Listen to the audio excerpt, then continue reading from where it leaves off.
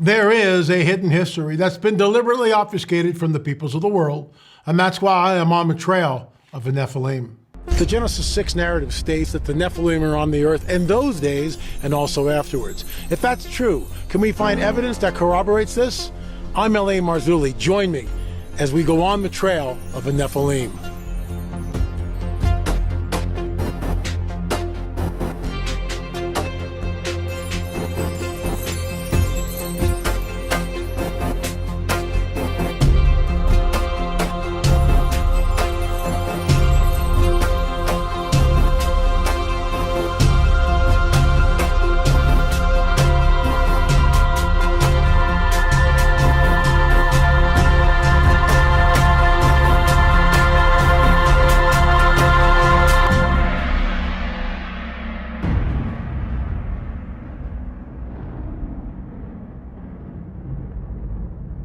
We're going to talk about the baby skull, the 2,000-year-old mummy skull, which we unwrap at Senior Juan's Paracas History Museum. We'll get into that and so much more after a word from our trusted sponsor. Collagen may do more than simply help turn back the clock on how your skin looks. The latest research suggests that it may also help with building muscle and losing fat when combined with exercise. This is why I highly recommend trying it out for yourself. It is designed to help combat some of the visible effects of aging, bring back a youthful glow, and support healthy weight management.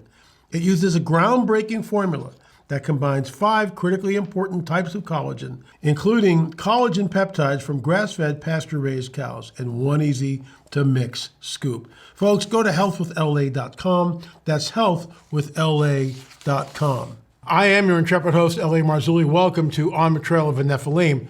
A number of years ago, actually in 2013, someone sent me a YouTube video with this character, Brian Forrester, and he was at someplace down in South America, in Peru, in this little town called Paracas, and there was horns going by, beep, beep, beep, beep, beep, and all this ruckus, and Brian was reaching behind him and placing on the counter elongated skulls. Well, I saw this, and I emailed Brian, and we struck up a friendship, and one thing led to another. We led our first expedition down there. Now, why am I bringing this up? That was 2013. 2014, we knew about the baby skull. It was wrapped up in mummy wrappings, and it just sat in Senior Juan's museum. So thanks to Brian and, talking to Senior Juan, we were able to unwrap it. Joe Taylor, who passed away only a couple of weeks ago, really, was instrumental as that, as well as Aaron Judkins, our second archaeologist that we had on our team. And we went down there and Joe and Aaron painstakingly unwrapped this. It took about 4 or 5 hours, very, very slowly, very meticulously unwrapped it. When we got down to the area where the mummy wrappings were taking off some of the hair, this is where we bagged the hair immediately. So mummy wrappings come out, laying on the table. Chase Klotsky, who was our field investigator and tagged and bagged the samples, went over immediately placed it into a plastic bag, and we had those samples tested. And this is what bothers me more than anything, okay? That we follow the protocols. We were diligent in the way we unwrapped the skull and the way we preserved the baby. Of course, this is a mold that I have on my desk.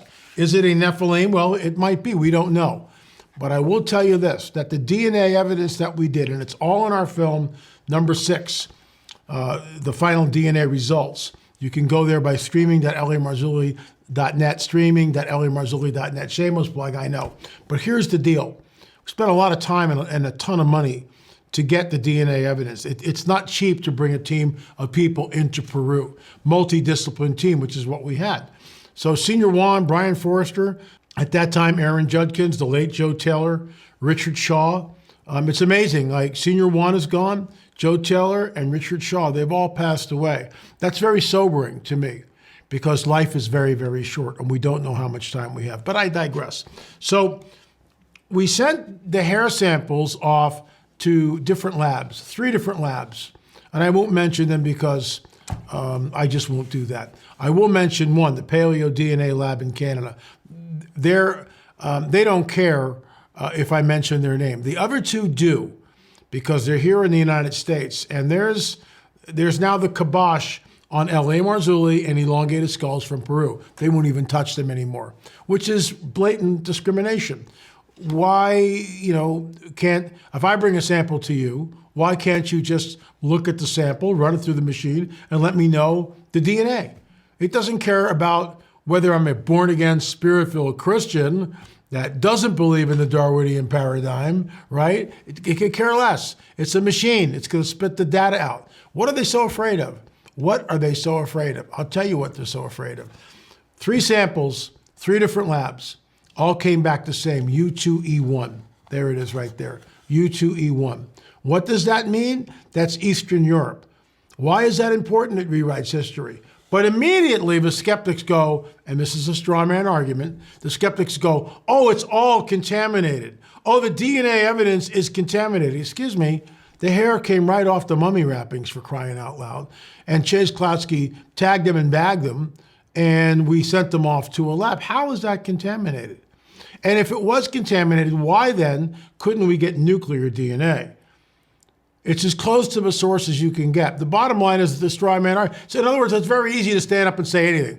Oh, well, it was contaminated. Oh, well, you guys fudged it and you made the skull yourselves and wrapped it up and made it look old. That's a straw man argument. In other words, you can say anything. But what are the facts? The facts are we unwrapped the skull.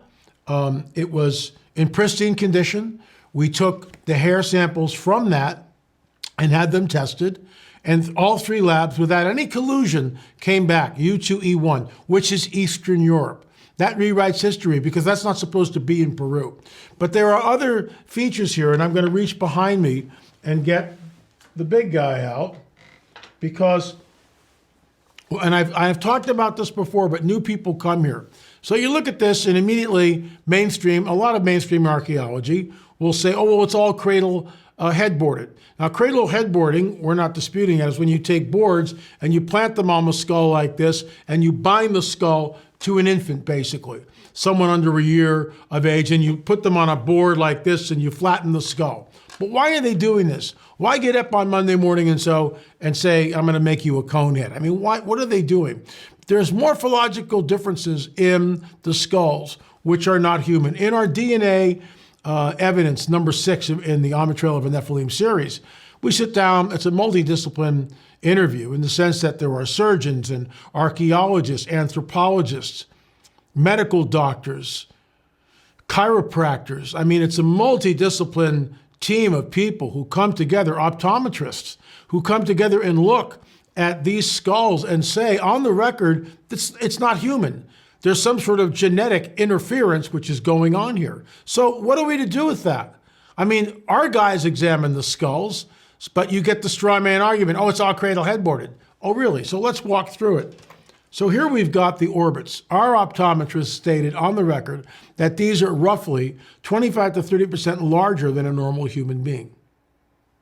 And the pupillary distance between them is narrower, which means that this entity, whatever it was, more than likely, according to optometrists, had the ability to see at night. In other words, night vision. Interestingly enough, when we went with Tim Alberino a few years back, 2019, into the Paracas Reserve with an archaeologist, he took us to the remains of what at that time was a 3,000-year-old Paracas dwelling. Guess what? It's underground. There's like a chimney-like feature which goes underground. And I asked him point blank, how did you find any evidence of torchlight in these caverns below? He said, no. I said, how did these people see? He said, we don't know. We don't know. So it's another mystery. And yet our optometrist took one look at the skulls that we have here, both of them, and stated on the record, it's in the film, that 25 to 30%, the orbits are larger by 25 to 30%. The pupillary distance is narrower. They had the ability to see in the dark. Interestingly enough, and I've talked about this before, there's a site which we're going to go to on our Nephilim on our Nephilim tour, and that's closing up very, very quickly, by the way, very quickly. So we're limiting it to 45 people, one bus. I don't want two buses. I want to keep the tour intimate. Last time I checked, we had about 35, 36, 37 people signed up. So there's still room, but you got to do it quickly. Tel Gezer in Israel, which we will visit, archaeologists in the 20s who excavated the site found entrances to rooms underneath the ground. In other words, these, whatever they were, the Horites, which was one of the Nephilim tribes, they were not giants. They were not giants, but they practiced child sacrifice and they lived underground.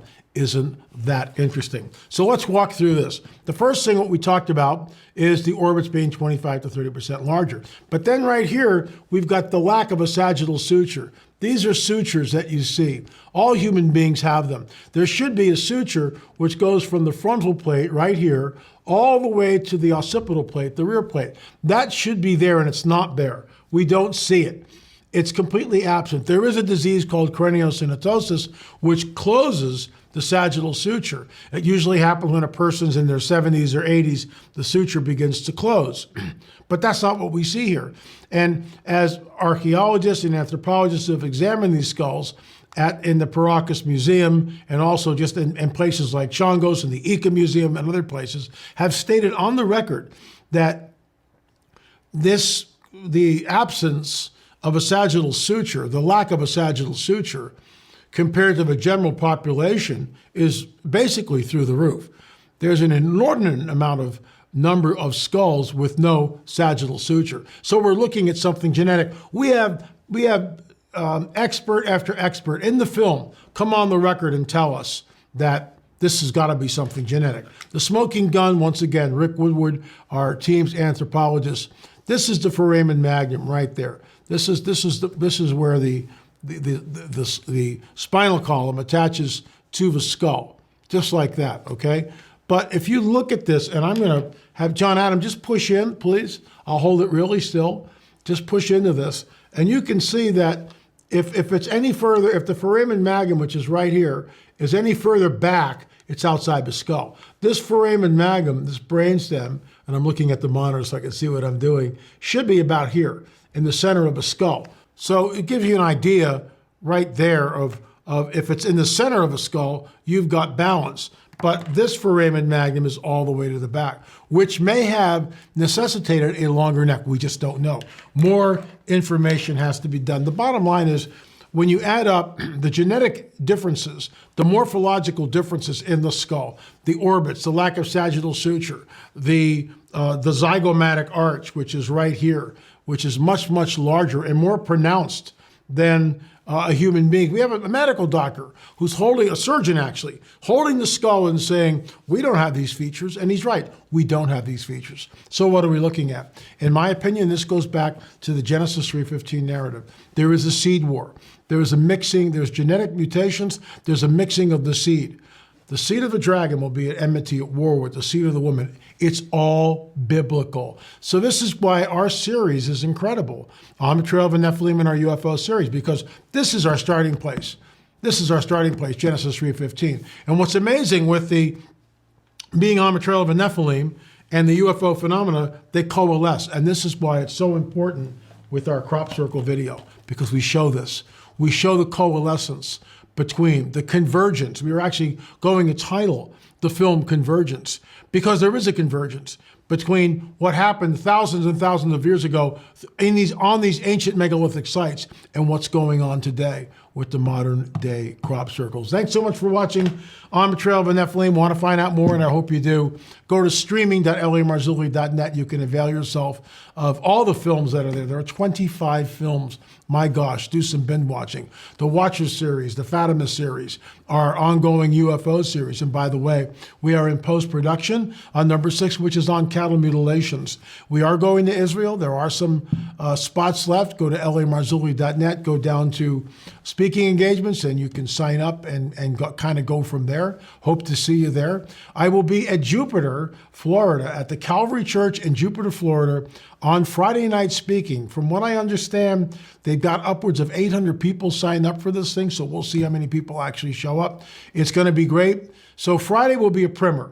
Genesis 3:15, that's where we start, and we launch from there. Saturday morning is another presentation. We'll do a Q&A after that. Also a Q&A after Saturday afternoon, which we'll do a deep dive. So I'll be yakking 3 times.